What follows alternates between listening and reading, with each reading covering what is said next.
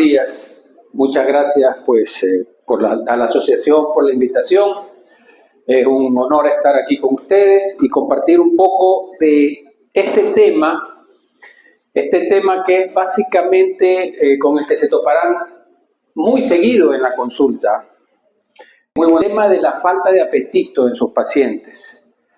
Porque ustedes pueden formularle muchas dietas, pero la cuestión es que se la puedan tomar, que puedan seguirlas, ¿no verdad? Y si el paciente no tiene hambre, va a estar difícil.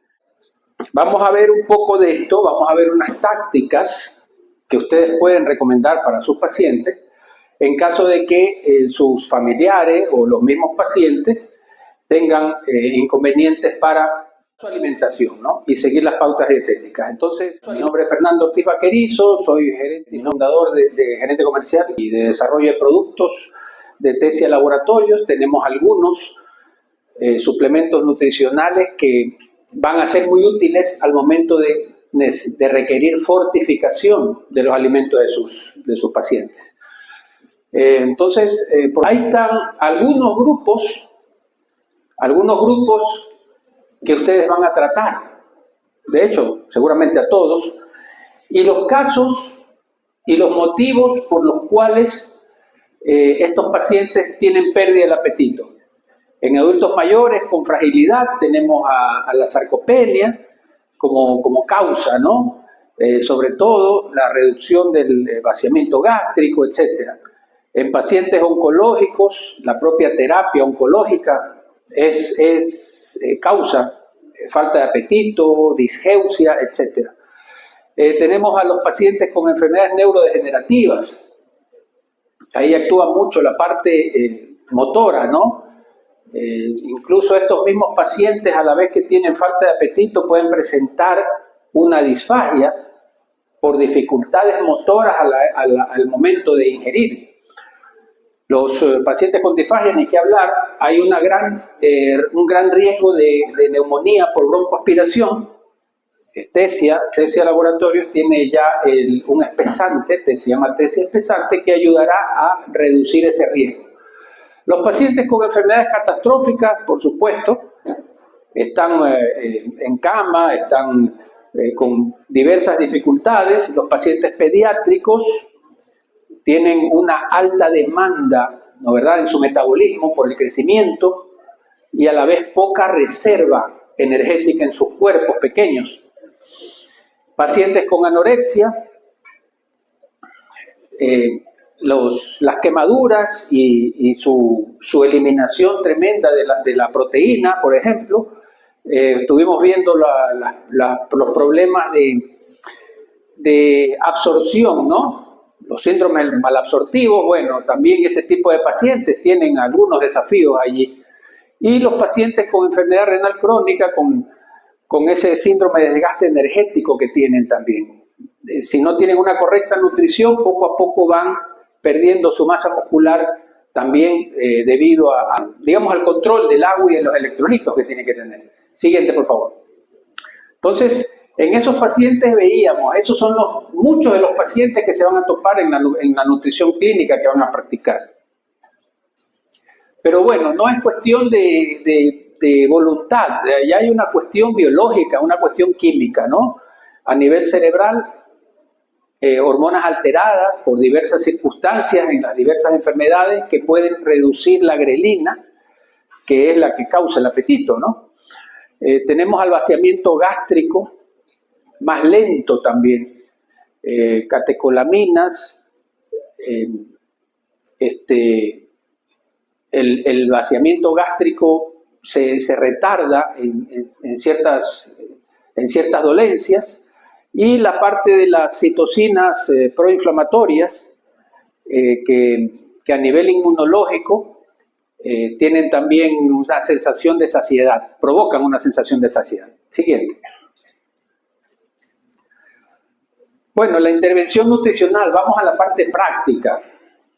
Aquí tenemos en la base de la pirámide la alimentación tradicional, que es, valga la redundancia, la base de sus conocimientos, la alimentación tradicional, los alimentos reales, el comer los alimentos reales, sí. que provocan alta satisfacción, bajo coste, baja dificultad, ¿ya? Pero, en el otro lado está la nutrición artificial, un paciente que está muy delicado y necesita incluso tal vez una nutrición parenteral o enteral. Pero en el medio está la alimentación básica adaptada que vamos a ver a continuación. Siguiente. Entonces, la alimentación básica adaptada es un concepto que surgió en España, en donde se unieron algunas sociedades para dejar claro su función, sus alcances. Se trata de del dar al paciente, de modificar el alimento del paciente de tal forma que lo nutra, garantizar su nutrición, pero al mismo tiempo con cualidades organolépticas y visuales que le causen placer. Entonces, a eso es lo que hay que llegar. A la vez que la alimentación básica adaptada modifica los alimentos para ciertos problemas de deglución o ciertos inconvenientes con adultos mayores, por ejemplo, u otros tipos de pacientes, a la vez la idea es tener un alimento rico y visualmente atractivo. Sigamos, por favor. Entonces, es una mezcla allí de ambas cosas, ¿no? Una es la alimentación tradicional con la alimentación artificial. Entonces, vamos a la primera táctica. ¿Cómo hacer que esos pacientes que están comiendo poco se nutran bien?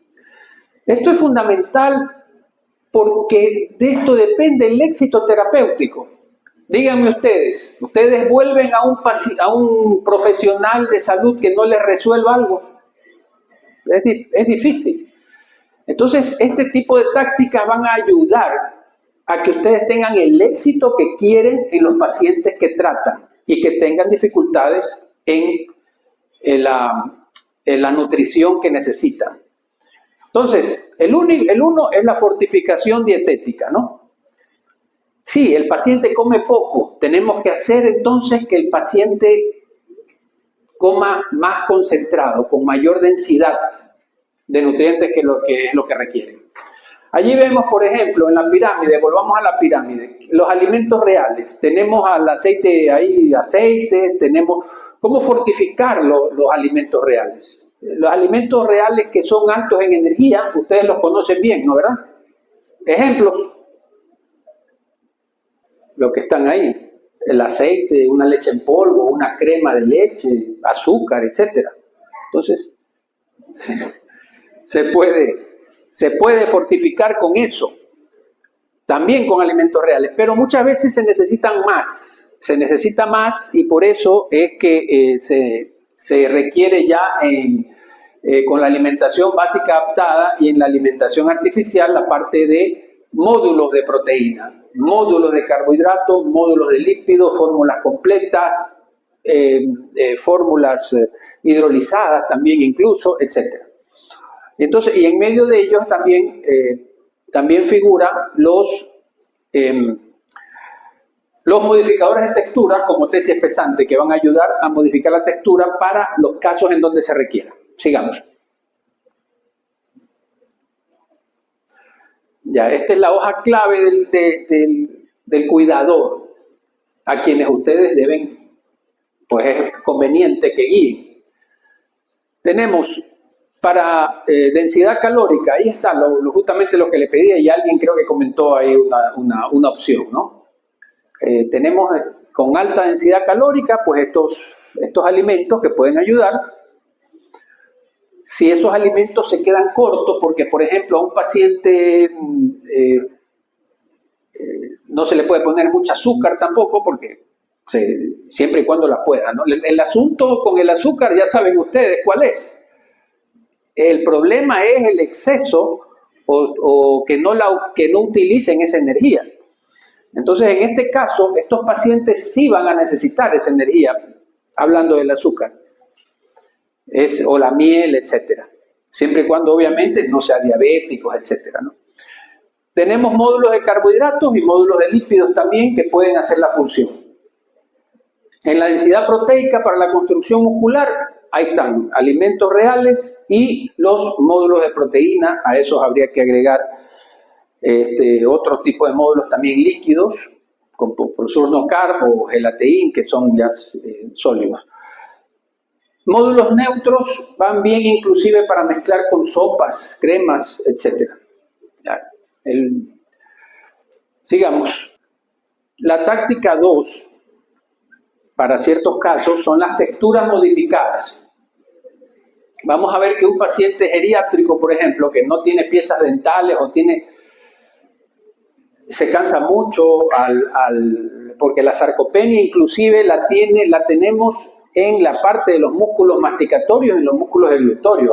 Ojo con eso, no es solo de los músculos que nos permiten caminar o mover los brazos. La sarcopenia también se da en esos. Entonces, un adulto mayor frágil no va a poder masticar bien.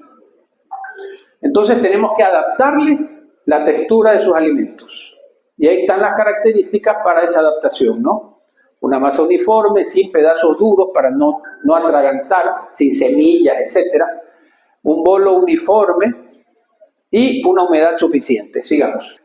Tesia Laboratorio se ha caracterizado por hablar ya desde años atrás de la Iniciativa Internacional para la Dieta en Disfagia, que es IDDSI. Porque ahora ya solo ha quedado como cierta referencia las texturas de néctar, miel y pudín. Ahora estamos hablando de texturas que van del 0 al 7 y de las cuales en bebidas van del 0 al 4 hasta extremadamente espeso. Entonces, ahí está la prueba de flujo para conseguir esas medidas, ¿no?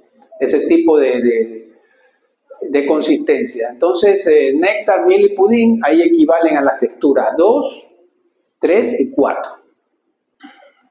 Para quienes están más interesados en estar al día con las texturas de la IDDSI, está este video que ustedes pueden verlo en el YouTube de Tesia Labs. Sí, sería excelente si pudieran incluso ahora ver en YouTube y buscar Tesia Labs, porque vamos a hacer algunas referencias allí y yo creo que algunos de esos materiales que tenemos en Tesia Labs en YouTube va a ser de utilidad para ustedes. Entonces, aquí está un video que va viendo cómo se logran cada una de esas texturas. Ok, siguiente. Allí se modificaron las texturas, inclusive para un bollo de pescado, porque se puede hacer inclusive un arroz con menestra y carne de textura modificada para pacientes que no pueden deglutir adecuadamente. ¿Ya? ¿Cuál es la técnica básica? Es el licuar, luego el cernir y luego espesar lo que queda. Ok, sigamos. Y aquí tenemos algunos ejemplos con moldes. ¿Ya? Con moldes se pueden lograr este tipo de cosas. Un alimento modificado y con un molde se puede lograr este tipo de cosas visualmente atractivas para el paciente. Un aspecto casero que va a motivar. ¿Qué tal así? Como que el paciente se puede comer eso y realmente cada uno es un puré con un molde adaptado para que sea visualmente atractivo para el paciente. Ok, sigamos. 3 es el sabor y el aspecto. Entonces, hemos escuchado que la comida en hospital, ¿qué pasa con la comida en los hospitales? Al unísono prácticamente es mala. ¿Ok? ¿Qué es lo que falta allí? Ciertos retoques, ciertos detalles, ciertos cuidados en su sabor. Allí tenemos una potenciación con ácidos, ¿ya? El limón es fundamental en muchas comidas para aumentar su gusto. Tenemos unos tostados, o sea, que los frutos secos, incluso las especias sean tostadas. Eso les aumenta también su sabor y palatabilidad para el paciente. La parte de los colores en la comida llaman mucho la atención también, y la permanencia en boca. Los sabores cremosos a todos nos gustan y son los que más sabor dejan. Entonces, con estas cuatro, digamos, características o estas cuatro elementos de esta táctica podemos mejorar. Incluso ahí se le agregaría un poquito si el paciente ha tomado ají, un poquito de ají también ayuda mucho también en la parte del sabor. Adelante. Ya, lo que veíamos también se trata con las verduras. Habíamos hablado del tostado, incrementa el sabor, ayuda a que las especias liberen más su sabor también. Y el toque ácido en las verduras con yogur o jugo de limón va muy bien. Proteínas a veces están muy secas, como que le falta sabor. Bueno, las hierbas, las especias dan mucho allí para que las carnes, las proteínas sean más ricas, y los ácidos también pueden ayudar mucho a ello. Adelante. Ahí está la diferencia entre un plato un poco monótono y otro más atractivo, ¿verdad? Ahí está la diferencia. Y colocarlo también, no lleno el plato plano, sino la técnica es hacerlo tipo pirámide el plato para que aún sea más atractivo, no se vea tan lleno. El paciente va a ver eso y va a decir, bueno, esto aquí sí, no está repleto el plato, sino que está visualmente atractivo y no se ve repleto el plato. La táctica final es la 4. También hay pequeñas variaciones, pequeñas reprogramaciones que pueden ayudar. Muchos nos hemos de acordar que cuando salíamos del mar, por ejemplo, salíamos con hambre, ¿no? Creo que tal vez nos pueda estar tocando inclusive ahora. Después de una actividad nos da hambre. Entonces, tratar de que si ese paciente tiene esta hiporexia, hacerlo que camine, si es que es posible. La frecuencia, aumentemos la frecuencia de comidas pequeñas en lugar de 2 o 3 grandes, que van a hacer que el paciente no quiera comer, se ve abrumado. En cambio, las comidas pequeñas, y eso va de la mano con la de abajo, ¿eh? Comidas pequeñas y que se vean pequeñas en el plato también, pero densas, fortificadas.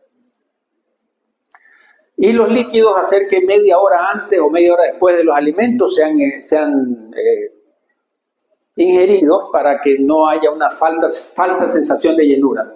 Bueno, ahí tenemos ejemplos de adaptaciones en un paciente geriátrico que tiene pérdida de piezas dentales, disfagia, deterioro neurológico. ¿Qué es lo que hace la alimentación básica adaptada allí?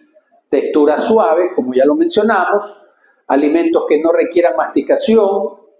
Ese paciente ya está cansado de masticar o no puede hacerlo de manera adecuada. Sabores familiares, dulces y suaves, o sea, preguntar a ese paciente qué es lo que le gusta y adaptar esa comida para él.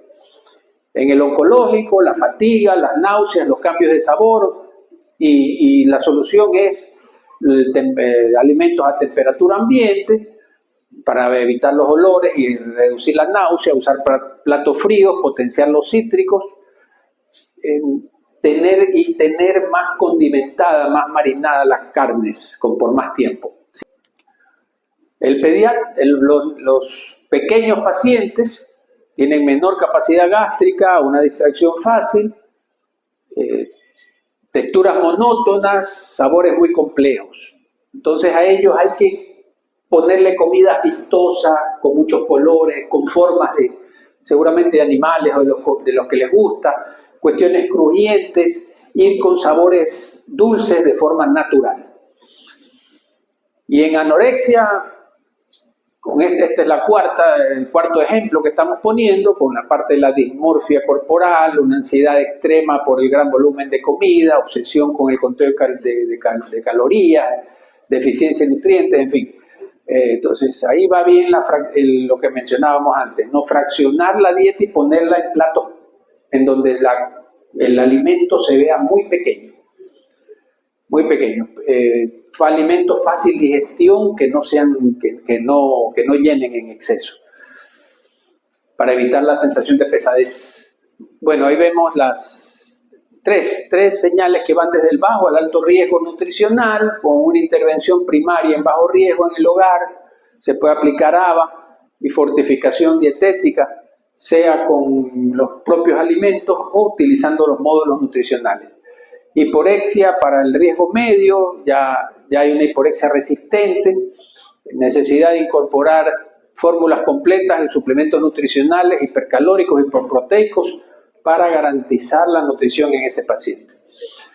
La incapacidad total de su ingesta es para el riesgo alto, es una derivación inmediata ya, porque ahí probablemente se requerirán prescripción de medicamentos estimulantes del apetito, nutrición enteral y parenteral. Siguiente. Y vamos finalizando con esto viene desde la cocina, entonces. Allí tienen una etapa 1, que es la alimentación, que todos están de acuerdo en la parte hospitalaria, una bandeja estándar, una baja personalización, la misma fórmula para todo el mundo. Pero esto se puede variar en casa por un cuidador muy preocupado por su paciente, o el mismo paciente si está en capacidad de hacerlo, con texturas modificadas, módulos básicos, módulos nutricionales, y lo máximo acá es una gastronomía terapéutica, una nutrición de precisión, individualización para el paciente con lo que necesita, entregando un alimento fortificado, sea con carbohidratos, lípidos o proteínas, o incluso con fórmulas completas. Entonces, aquí, para finalizar, el paciente olvida que está bajo tratamiento médico y simplemente disfruta de una buena comida, ¿ya? Entonces,